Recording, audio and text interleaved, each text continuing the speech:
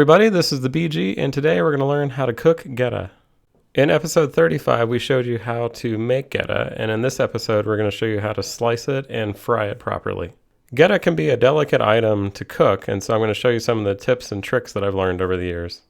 The first tip is to make sure that the Goetta is completely thawed in the refrigerator before you start to slice it. Unlike other foods that are easier to slice when slightly frozen, Goetta is 100% not one of those foods. It will fall apart and fracture if you try to cut it if it is even slightly frozen. The next trick is to make sure that you use either a large flat griddle or what I'm using here, electric pancake griddle. If you try to use a pan that has higher sides like a regular saute pan, it's going to be very difficult to be able to flip the Goetta over without breaking it. To start out, I'm going to take out my block of Goetta from the freezer bag, and then I'm going to use the sushi roll method to cut it into 8 pieces. What I showed in episode 35 was how to make 1-pound blocks, and based on experimenting with the thickness, I think it's easiest if you cut this block into 8 pieces. To do the sushi roll method, you're going to cut down the middle of the block first, and then each side block, the left and the right side, you're going to cut those in half, and then you cut the other 1/4 pieces into halves as well. The next step is to turn the griddle on to 315 degrees, and then put a little bit of olive oil, more than you think you should use if you look at how much I'm drizzling on here.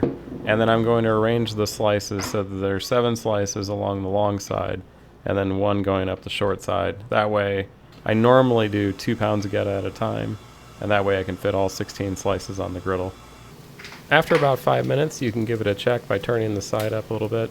And this is your own personal preference. Since this is a fully cooked product, I am only warming it through and getting it to a level of crustiness on the outside that I want. I prefer it to be crispier. If you'd like it to be less so, you could stop at this point. But I'm going to let it go for probably another 5 minutes and then check on it. After about 10 minutes, I am now at the level of crispiness that I would like for this Goetta.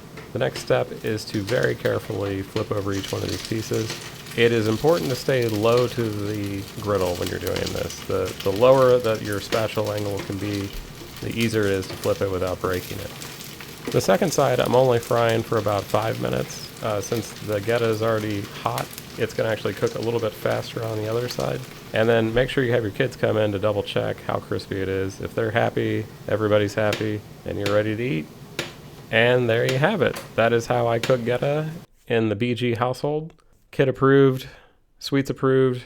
When I serve this for Saturday breakfast, I do not explain what the ingredients are or what it is. I just let people try it, and everybody has loved it. So get out there and make some Goetta. This is the BG. I'll see you next month. Thanks for watching today, especially all our new subscribers. We're so glad that you're here enjoying things like pea-meal bacon and Polish sausage. In our next episode, we're going on a tour of our favorite kitchen tools, what we love, what we don't love, what we found useful, and things you just should never buy.